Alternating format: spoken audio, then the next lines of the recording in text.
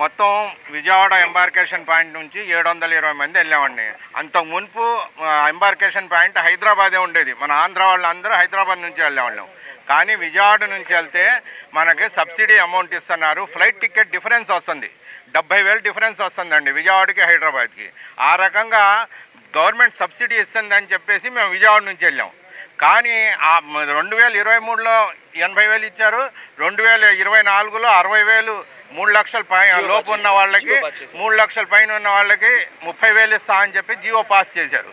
ఆ రకంగా వెళ్తున్నాం. 720 మంది వెళ్ళామండి.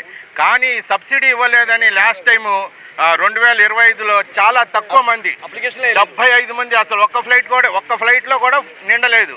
అందుకనేసి హాజీలు తగ్గిపోయారు. హైదరాబాద్ నుంచి వెళ్ళలేదు, ఫ్లైటే క్యాన్సిల్ చేశారు. కానీ మళ్ళీ గౌరవనీయులైన ముఖ్యమంత్రి గారు చంద్రబాబు నాయుడు గారు ₹1,00,000 ఇస్తానన్నారు కాబట్టి మళ్ళీ ఈ సంవత్సరం ఎక్కువ మంది వెళ్తున్నారు.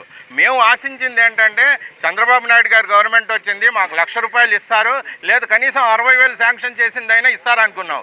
కానీ మా 60,000 కానీ 30,000 కానీ ఇంతవరకు రాలేదు సార్. మేము తిరగని మంత్రి పేషీలకు వెళ్ళాం, లోకేష్ గారికి ఇచ్చాం, కొల్లు రవీంద్ర గారికి ఇచ్చాం, తర్వాత ముఖ్యమంత్రి గారికి, నాగూర్ గారికి మొన్న ప్రజా దర్బార్లో వెళ్ళి అప్లికేషన్ ఇచ్చి వెళ్ళారు.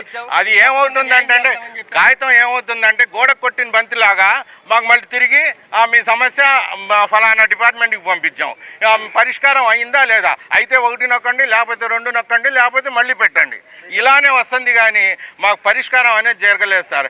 అందుకని మేము దయచేసి ప్రభుత్వానికి విన్నవించుకునేది ఏంటంటే మేము అందరం 60 సంవత్సరాల పైన వాళ్ళమే సార్. ఒకటికి 4 సార్లు మేము తిరగలేము. కాబట్టి తమరు దయచేసి మాకు 60,000 కానీ 30,000 కానీ శాంక్షన్ చేసి మినిమం విజయవాడ ఎంబార్కేషన్ పాయింట్ వెళ్ళే వాళ్ళకి ఎంకరేజ్ చేయండి మీరు అని చెప్పేసి ప్రభుత్వాన్ని విన్నవించుకుంటున్నాను. ధన్యవాదాలు.